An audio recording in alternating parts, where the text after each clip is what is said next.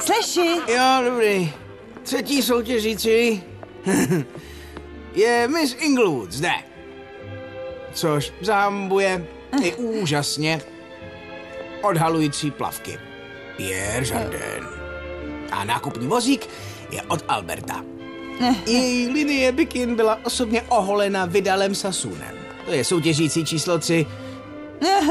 Kurva drží. Moje opička. Pojďte. Pojďte. Uvidíme se. To byla soutěžící číslo 3. Prosím, představ soutěžící číslo 4, Sleši.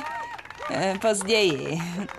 Promiňte, počkat, jo, soutěžící číslo 4. Ani jsem nevěděl, že soutěžící číslo 4 byla diskvalifikována za pokus ovlivnit porotu nabídkou jistých svých zábavných služeb. Jo, ale když to všechno vezmeme do úvahy. Ne, jo.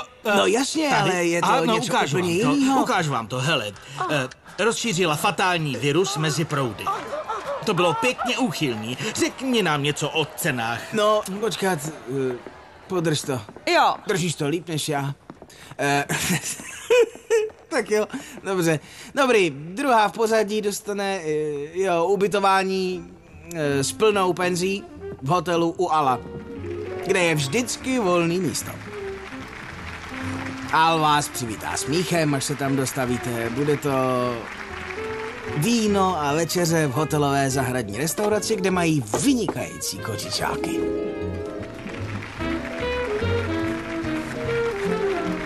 Servírují se světoznámou omáčkou, jakože citronovou. Moje osobní oblíbená. A za horkých slunečních dnů se můžete vykoupat v přírodních horkých pramenech. Naše třetí v pořadí dostane plnokrevného dostihového chrta s rodokmenem.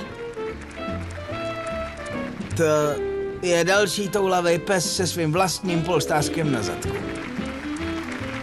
A vítězka dostane vlastní nákupní vozík s elektrickými brzdami. Hurá! Zahrajte jí!